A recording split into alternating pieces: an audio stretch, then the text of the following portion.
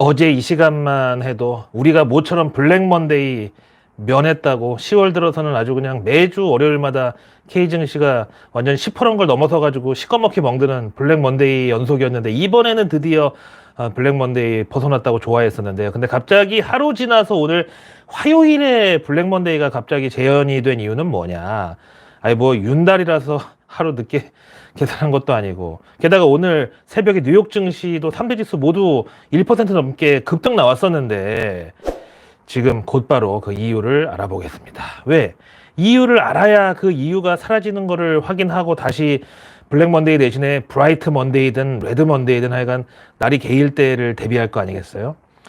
자, 첫째, K증시 사실상 그 투심의 바로미터라고 할 수 있는 2차 전지주들이 오늘 날아갔기 때문이다.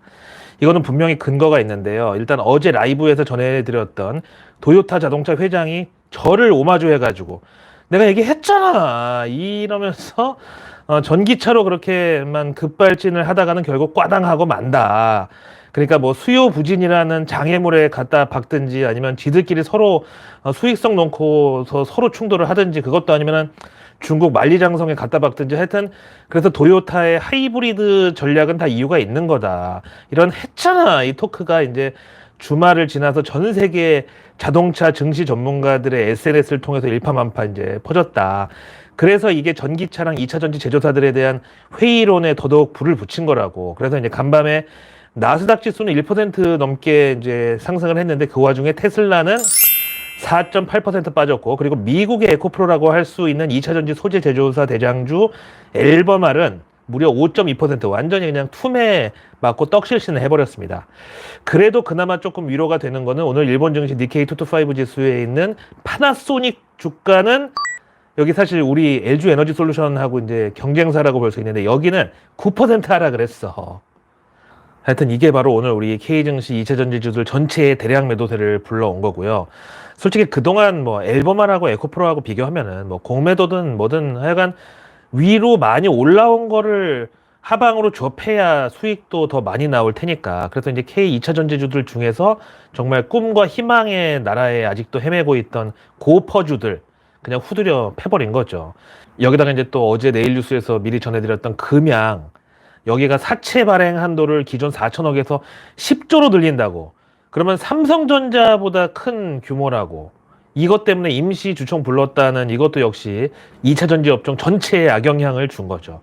그러면 이제 또 이제 그쪽 신도분들이 튀어나와가지고 야 전환사채 10조가 그게 뭐 대수냐. 그걸로 투자해가지고 100조를 벌면 그만인 건데 왜 또 너는 10조 그 숫자만 가지고 크다 작다 지랄이냐. 이렇게 또 시비를 터실 수가 있는데 물론 뭐 10조로 100조를 벌면 너무나 다행이지만 이 주가라는 거는 절대적으로 수급이 깡패입니다. 일단 그래요. 좋아요. 외국인이든 내국인이든 하여간 10조를 금양에다가 빌려주고 12BW를 받아갔어. 그랬다가 결국 뭐 리픽싱 해가지고 수익이 많이 나는 쪽으로 뭐 주식 전환을 하면 그때는 사실상 대량 증자나 마찬가지고 또 주식 전환 안 한다. 그냥 표면 이자를 받겠다. 근데 만약에 주식 전환을 안 한다고 그러면 이제 그 투자자 입장에서는 그 이자 그 몇 푼이나 한다고 이자율 진짜 몇 퍼센트 안 하는 거 우리가 금융자본으로 그 조달 비용은 그렇게 내고서 산업자본으로 이자 챙기는 거는 사실상 실패한 투자나 마찬가지라고 생각할 거고 그래서 이제 주식으로 전환한다 그러면 이제 신주 물량 쏟아지는 것만큼 기존 주주들이 또 주가 희석에 이제 폐해에 시달릴 텐데 당장에 뭐 장내 매도로 풀지 않는다고 해도 또 이제 그거 받아간 애들이 모르긴 몰라도 이 바닥에서 좀 선수 드릴 텐데 그거를 이제 공매도 물량으로 대주거래 내주면은 그때는 주가 어떻게 방어할 건데요. 자, 그 다음 이제 두 번째는 일본 중앙은행 BOJ가 어제 오늘 이틀에 걸쳐서 금융정책 결정회의를 열었는데 여기는 이제 금정회의라고 하는데 그 결과가 아까 이제 점심시간 직전에 나왔거든요. 핵심은 이제 일본의 경우는 중앙은행이 아예 그 주식시장에 개입을 해가지고 ETF를 직접 매입하면서 증시를 지원하거든요. 그래서 요거랑 단기금리가 현행 마이너스 0.1% 요거를 이제 유지하느냐가 관건이었는데 이거는 예상대로 유지 결정을 했습니다. 그러니까 일본은 단기금리가 마이너스니까 통장에다가 입출금 계좌에 돈을 넣어놓으면은 이자를 주는 게 아니라 관리비를 받아가는 거지. 그런데 오늘 BOJ 회의의 뭐 핵심은 뭐였냐면은 올해 초부터 계속 논란이 됐었던 YCC 즉 일드 커브 컨트롤 그러니까 이제 일본은 그 중앙은행이 장기 국채 금리를 1% 초과하지 않도록 직접 이제 상한선 캡을 씌워놓고 관리를 해왔는데, 요거를 이제 서서히 그 1%대에서 위로 열고 글로벌 금융시장 상황에 따라서 유연화하겠다는 그 입장이었는데, 이거 우리 일본 중앙은행 뭐 내부에서나 외부에서 다 이미 짐작하고 있던 거 아니냐, 이렇게 일단 구두로 약간 유화적 제스처를 취했는데, 이걸 이제 월가를 비롯해서 우리 한국은행을 비롯해서 전 세계 중앙은행들은 야, 이제 드디어 일본도 인플레이션 때문에 엔캐리 트레이드 걷어들이는구나. 그래서 이제 채권 시장 빗장 푸는구나. 이런 반응이었고요. 그래서 이제 일본은 1% 초과하는 장기 국채 금리도 앞으로 용인을 할 수밖에 없다. 이제 흐름이 그렇게 간다. 이렇게 해석이 나왔습니다. 그래서 오늘 요 발표 직후에 일본 국채 10년물 금리가 순식간에 5% 가까이 뛰면서 발작 증세가 나왔다가 다시 일본 중앙은행이 이제 뭐 개입을 했는지 어쨌는지 하여간 그래도 3.5%대 오른 0.924%까지 일본 10년물 국채 금리가 이제 레벨업이 됐습니다. 오늘 사실 BOJ의 입장 변화는 뭐 크게 없었는데 그냥 또 말로 약간 흘려준 건데, 이미 이거는 뭐 10월 초부터 예상이 됐던 거라서 오히려 노출된 악재는 더 이상 악재가 아니다, 이런 반응을 기대했던 사람들이 이제 완전히 뭐 뒷박 맞은 거죠. 자, 그럼 도대체 일본 중앙은행이 엔캐리 리와인드, 즉 엔화 유동성 회수에 들어가는 게 뭐가 그렇게 문제길래 오늘 우리 K 증시가 이렇게 정말 니폰도에 베인 것처럼 뚜껑이 날아가 버렸냐. 이거는 이제 우리 IMF대로 돌아가서 설명을 할 수밖에 없는데, 도대체 어느 날 갑자기 왜 우리 대한민국에 IMF가 왔는지, 이거 진짜 저는 애널리스트 입장에서 수십 번도 더 말할 수 있습니다. 제가 지금 말씀드리는 애널리스트는 그 마바라들이 자칭 애널리스트 말고, 저는 금융투자협회에 정식으로 라이센스 번호가 등록되어 있는 금융투자 분석사, 그 애널리스트가 맞고요. 하여간 당시 이제 김영삼 대통령이 우리가 GNI 만불 달성하고 이제 OECD 회원국 지위 얻어가지고 선진국에 약간 그 생색을 낼 수 있으면 그걸 자기 정치적 업적으로 삼으려고 그때 이제 환율 고정시키면서 사실상 민간에다가 마음껏 돈 빌려다 쓰라고 유도를 했어. 근데 당시 해외 상황을 어땠냐면은 뭐 결국은 또 이제 기축통화국 미국인데 여기서 이제 당시 연준은행이 그린스판이었는데 하도 이제 그때 유동성을 늘렸다 줄였다 하면서 인위적인 경기 부양을 하다가 어느 날 실물 경제가 컨트롤이 안 되는 거야. 인플레이션이 통제를 벗어나 버렸어. 왜 이제 다이어트도요. 계속 살을 뺐다 찌웠다를 반복하다 보면 더 이상 이제 몸이 말을 안 듣는 것처럼 그렇게 이제 인플레이션이 완전히 통제 불능 상태가 됐어. 그래서 그린스판이 안 되겠다면서 지금처럼 이제 인플레이션 때려잡겠다고 미친 듯이 금리를 올리는 거예요. 그러니까 당연히 이제 달러는 초강세를 나타냈는데, 그럼에도 우리는 이제 고정환율제를 채택하고 있었단 말이야. 그럼 이제 거기서 디레버리지를 하고 대비를 했어야 되는데, 우리 한국 경제는 달러 차입의 의존도를 줄이는 대신에 당시 이제 일본이 그 잃어버린 몇 년 그 시초에 있었을 텐데, 그래서 일본이 이제 제로금리니까 한국 종금사들이 일본에서 단기 차입금으로 엔화를 빌려다가 이걸로 이제 달러를 바꿔가지고 거하게 땡겼어요. 그때 이제 김영삼 대통령이 너무 심하게 돈잔치를 벌인다는 소문 듣고서 대한민국 그 재벌들 무분별하게 문어발식 확장하면서 평균 부채 비율 500%까지 막 그 비대해진다는 얘기 듣고서 야, 이거 이러다 큰일 나겠다고 뒤늦게 정신 차린 거야. 근데 또 다른 한쪽에서는 달러 초강세에다가 지금처럼 중국 위안화 평가절하 일어나고 제2의 엔저 호황기 때처럼 중국이 동남아 수출 산업 싹쓸이를 또 하고 있었어. 우리는 상대적으로 입지가 좁아지고 있었지. 그래서 그 동남아 경상수지 악화되면서 먼저 필리핀, 말레이시아 이런 데 부채 위기 와가지고 태국 부동산 버블 터지고 거기 제일 먼저 IMF 왔고, 그러다가 이제 태국에 투자한 일본 종금사들이 도미노로 자빠지게 생겼으니까, 그래서 일본이 플라자 합의 당시 미국 측에서 제시했던 자기 자본 비율 요거를 갖다 핑계로 대면서 대부분이 이제 단기 차입이라서 만기 안 해주면 그만인 이제 그런 자금들을 이제 회수하기 시작하는데, 그게 대부분 한국 종금사에도 많이 들어와 있었다 이거야.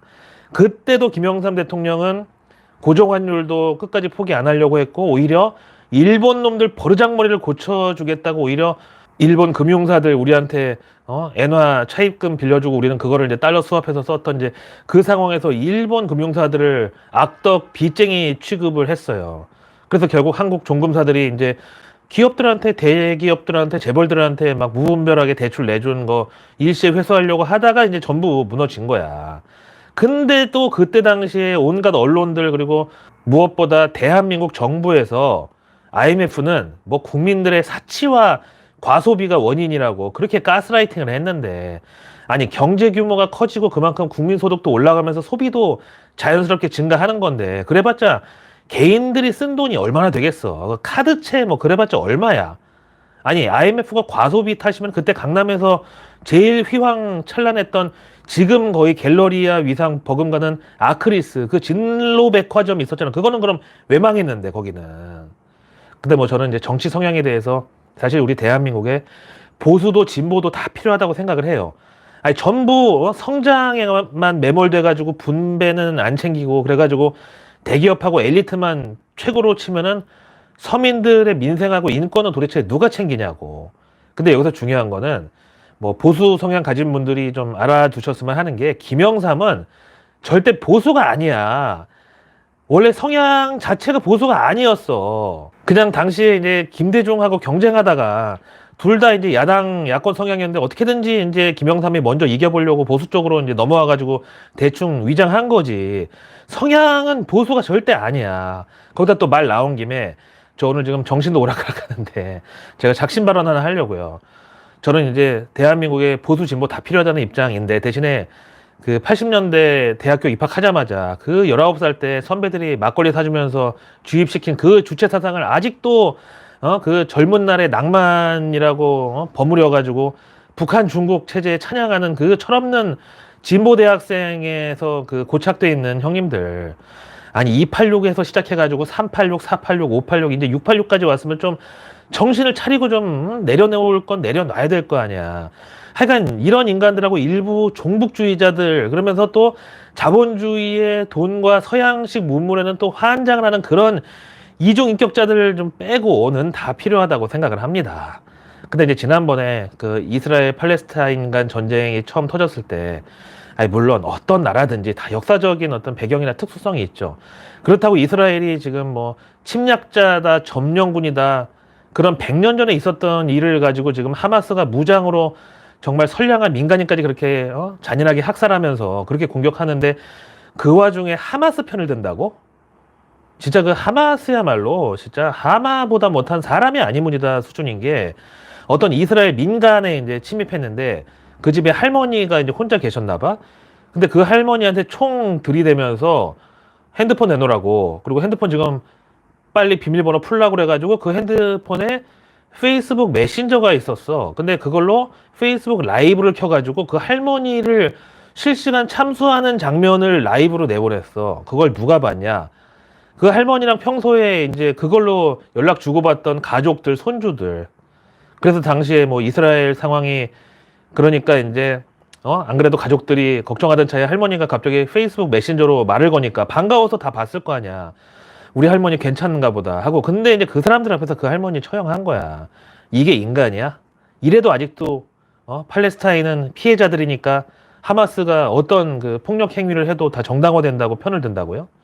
아, 좋아요. 그러면 가족들이랑 베트남 놀러 갔어. 요새 뭐 호치민, 다낭 이런데 뭐 자유여행으로 많이 가니까. 근데 어느 날 어떤 무장 세력이 호텔에 쳐들어와 가지고는 한 명씩 다 총 들이대면서 가만히 있어, 너 한국 놈이지? 그래서 맞다고 그랬더니, 야, 우리 할아버지가 베트콩이었는데 니네 한국군한테 잡혀가지고 끔살 당했다고 말이야. 너도 내가 똑같이 복수 좀 하겠다 그러면은, 아이고 예 당해도 쌉니다. 그리고 내 모가지를 따세요 이렇게 내밀 거예요. 지랄하고 자빠졌네. 자, 이어서 오늘 우리가 블랙먼데이를 시간차로 강스파이크 면상에 때려 맞은 이유 세 번째. 이스라엘 팔레스타인 간 2.8 전쟁이 이제 지상전 시가전으로 확장이 되면서 불안감을 조성했다. 이거는 애시당초 얘기했지만 이번 2.8 전쟁의 리스크 표식에는 바로 국제 유가다 그랬는데, 국제 유가가 이미 2.8 전쟁 이전 수준까지 뚝 떨어져 가지고 WTI 기준으로 82달러까지 내려갔는데, 뭔 갑자기 2.8 전쟁 리스크가 K증시까지 블랙으로 물을 들였다는 거야. 그건 아니고요. 바로 중국 제조 PMI가 너무 형편없이 나와가지고, 안 그래도 요즘 밖에 보니까 미세먼지가 좀 창궐하는 걸 보고서, 야, 이거 중국 왕서방들이 이제 공장 좀 돌리나 보다, 이렇게 참 우리가 살다 미세먼지를 반가워하게 될 날이 올 줄 몰랐는데, 하여간 이런 상황에서 좀 기대를 했는데, 그 10월 중국 제조업 서비스 PMI가 오늘 완전 개차반 나가지고 자세히 봤더니 제조업 지수 PMI는 49.5 나와가지고 경기 확장이냐 수축이냐 이 기준선인 50에 못 미친 것은 물론이고 예상치 50.2 그리고 전달 50.2 이렇게 무려 3개나 트리플 실망을 줬고 그다음 이제 서비스업 PMI는 수치가 50.6으로 겨우 경기 확장 국면 기준선인 50에 턱걸이는 했는데 예상치가 52였던 거 그리고 전달 51.7에 비하면 역시 뚜렷한 위축이죠. 그 다음에 이제 이번 제조업 PMI 세부 항목들을 볼 것 같으면 여기서 신규 수출 주문, 생산, 그리고 구매 물가 이렇게 다 이제 일제히 예상치 미스인데 이거를 저는 아무래도 중국 전기차랑 배터리 이쪽에 수요 부진이 결국 좀 컸다고 보는데 왜냐면 막상 건설 부동산 쪽은 다 50선 위로 이제 버티면서 견조했거든요. 그래서 이제 뭐 우리도 사실 무역 수지 보면은 반도체 하나 그 경기에 따라서 막 적자 흑자 왔다 갔다 하잖아요. 근데 이제 중국의 경우는 뭐 수출 품목도 워낙에 많긴 하지만 그 중에서 무슨 나물이나 뭐 고사리, 뭐 세발낙지 뭐 이런 거 말고 고부가가치 수출품 중에서 아무래도 전기차랑 배터리 그리고 이제 핵심 소재 수출 통제 이런 것까지 이제 바로 이번 10월 PMI에 이제 직격탄이 되지 않았나 이렇게 보면은 진짜 지금 글로벌 자동차, 전기차 할 것 없이 수요가 급격하게 냉각되고 있는 게 맞는 것 같고 거기다가 이제 미국에서 UAW라고 하는 전미 자동차 노조 이게 우리로 치면 거의 금속 노조급으로 이제 대표성 있는 그런 노조인데 여기서 미국 자동차 업계 최초로 3사 동시 이제 파업에 들어간 지 무려 6주 만에 양측 간의 협상이 타결됐다는 소식입니다. 저는 요것도 이제 역시 전기차 전환에 있어서 미국 자동차 업계가 일단은 조금 속도를 늦추면서 내지는 백스텝을 좀 밟으면서 당분간은 내연기관 차량을 너무 급진적으로 생산 줄이면 안 될 것 같다. 일단 내년에 트럼프가 정말 대선에서 승리를 할지 그것도 다 보고 전기차 전환에 그때 다시 속도를 내도 늦지 않겠다. 이런 판단을 한 거라고 봐요. 런하 반갑습니다. 설마 9월보다 나쁘겠냐고 막연하게 기대했던 10월 증시도 이렇게 새드 엔딩으로 끝이 났습니다. 이번 주 일단 FMC가 주 중반에 떡하니 계획도 있기 때문에 여기서 분위기 반전이 있을 것인지 사실 지금 같으면 연준이 살짝 뭐 금리 인하까지는 아니더라도 금리 동결은 뭐 기본이고 거기서 한 발 더 나가가지고 긴축 종료 선언 정도만 해줘도 곧바로 이제 서머랠리 인디안 서머랠리 버전처럼 늦깎이 단풍 랠리 시동 걸리면서 연말까지 이제 나스닥은 한 14,000 정도 이거는 코스피 기준 한 2,600포인트 정도 그리고 삼성전자 기준 한 8000전자 정도까지 바로 목적지 설정하고 내달릴 거라고 보는데 일단 어제 말씀드렸다시피 공매도 한시적 금지 이거에 대해서는 너무 미리부터 기대해가지고 올라타면은 좀 개피 볼 수 있다고 이거는 웬만큼 K 증시 망가지지 않으면 쉽게 얻어지지 않을 거라고 말씀드렸는데 어제 정말 한풀이 하듯이 그동안 공매도 때문에 많이 눌렸다가 보란듯이 급등했던 에코프로를 비롯한 그런 종목들 전부 A자 반락하면서 그냥 하루살이 반등으로 끝나버렸잖아요. 그 와중에 오늘 로이터 통신은 이제 보통 추수감사절하고 크리스마스가 다가오면은 미국뿐만 아니라 전 세계 제조업체들이 막 공장 돌리느라고 바빠야지 정상인데 올해는 그런 기미가 없다고. 주문량도 예년의 연말 전 때는 고사하고 올해 평균 대비해서도 뚝 떨어진 상태라고 합니다.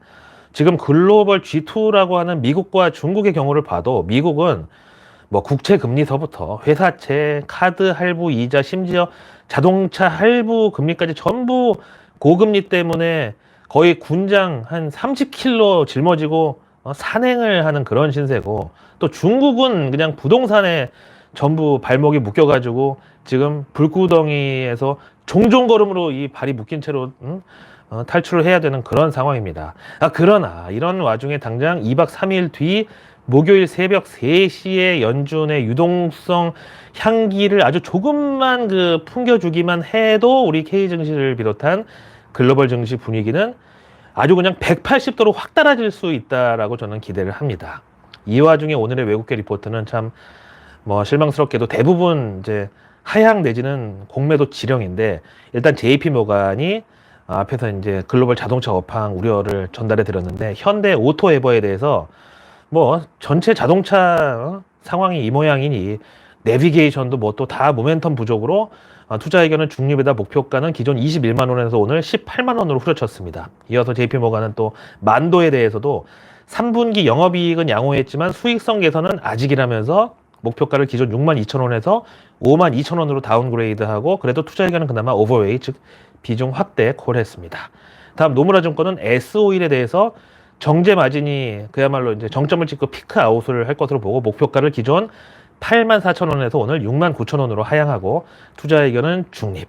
다음 모간스탠리는 솔루스 첨단 소재에 대해서 배터리 동박은 유럽 내 뭐 생산 주문 확대 이거는 희소식이지만 실적 개선으로 이어지기까지는 아직 부족하다. 그래서 솔루스 첨단 소재 목표가를 기존 2만 6천 원에서 이번에 1만 6천 원으로 대폭 내리고 투자 의견은 언저웨이 즉 비중 축소로. 다음 LG 화학에 대해서 골드만삭스가 3분기 실적은 당사 그러니까 자기네 골드만삭스 추정치 7,380억을 넘어서는 8,600억 영업이익이 나와가지고 실적 호조였다. 근데 이건 전적으로 양극재 마진이 예상보다 양호했던 덕분이고 그러면서 이제 LG화학의 경우는 가전, 전자 및 내구 소비재 산업에 대한 어떤 다운스트림 노출도가 높기 때문에 내년 2024년 그리고 내후년 2025년 재고 수진 사이클이 종료되면은 마진 회복이 기대된다. 그래서 투자 의견은 CL 컨빅션 리스트 이게 우리말로 매수 확신 종목 이렇게 되는데 대신에 목표가는 기존 대비 10% 인하한 80만 원으로 제시를 했습니다. 아 진짜 작년에 LG화학에서 LG에너지솔루션 물적 분할할 때 이거는 분명히 LG화학의 호재라고 그 LG화학 목표가 당시 200만 원 불렀던 미친 마바라 새끼 있었는데 황당한 거는 아직도 종목만 바꿔가지고 그렇게 또 약 팔고 다녀. 그런 인간이 어디 길거리에서 갑자기 대낮에 칼 맞았다고 뉴스 떠야 그때가 정말 바닥입니다. 그래서 내일 뉴스는 내일 보면 너무너무 늦습니다. 구독과 알림 설정 그리고 주변에 소중한 분들께 이 내일 뉴스 미리 보기를 공유해 주세요. 그럼 제가 매일 저녁 아직 나오지 않은 오늘 뉴스도 아닌 내일의 뉴스를 여러분들의 안방으로 미리 배달해 드립니다. 자, 내일은 대망의 11월 첫날 11월 1일 수요일입니다. 일단 FOMC 성명서 발표는 현지 시간 수요일이지만 우리 시간으로 목요일 새벽이니까 내일도 우리 K증시는 그 폭풍 전야 같은 그런 심란함을 잘 견뎌야겠고요.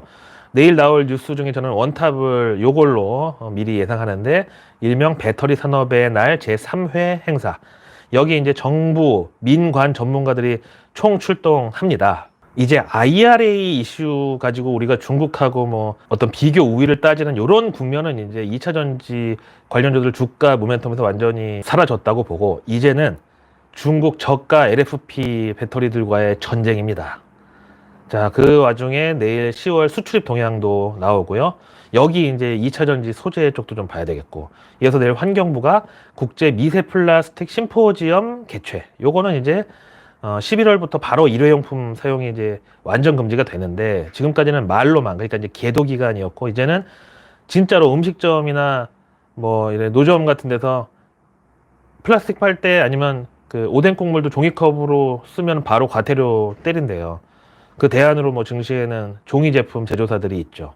다음 내일 정부가 범부처 물가 대책 발표 예정인데 저는 이거 증시에서는 뭐 간편 결제 그리고 화폐 개혁 관련주, ATM 기기 관련주 이런 게 수혜라고 봐요. 또 내일 나라 밖에 이제 중요한 이벤트가 바로 영국에서 열리는 AI 안전 정상회의. 저는 여기 당연히 AI 챗 GPT 인공지능 관련주도 연결이 되지만 사이버 보안 역시 동급으로 중요하다고 보고 그리고 나면 내일 미국에서는 이제 ADP 민간 고용 지수 그리고 10월 ISM 제조업 지수 다음 SITC라는 미국 면역 항암 학회도 내일 예정되어 있습니다. 다음 내일 수요일의 증시 일정은 내일부터 금요일까지 에코아이랑 동인기현이 수요 예측 들어가고 또 지금 무엇보다 이미 에코프로 머티리얼즈가 5일간 월화수목금 길게도 해요. 이제 수요 예측 이번 주 기간이기도 하죠. 다음 내일 증시 일정은 지난 현대차에 이어서 이번에는 기아도 내일부터 인증 중고차 사업을 개시하는데 기아는 인증 중고 전기차 사업으로 드라이브를 겁니다. 역시 이제 폐배터리 재활용 이쪽으로 증시에서는 주목이 되겠죠. 내일 우리 이벤트로는 국제 스마트 농업 엑스포 이거는 증시에서 스마트팜이랑 푸드테크 그리고 에너지 신산업 투자 일자리 박람회 이거는 이제 원전 설비 그리고 원전 해체 이쪽이 제일 유망하다고 보고 다음 내일 뉴욕 증시 실적 발표 기업들 중에서 핵심은 퀄컴하고 페이팔, 얌브랜즈 그리고 이제 우리 실적 발표는 한미약품, 두산 퓨얼셀 정도의 실적이 이제 증시 관련 업종 전체에 영향을 미치겠습니다. 자, 오늘 험난한 하루 10월의 마지막 날 잊혀진 계절에 이영 형님만 신나는 날 고생 많으셨고요. 새로운 11월에는 저도 새로운 마음으로 대한민국 상위 1% 정보 취급자들만 독점해온 정보를 우리 구독자님들께도 공평하게 공유해드리는 정보 민주화 정신을 또 무장하고 돌아오겠습니다. 고맙습니다.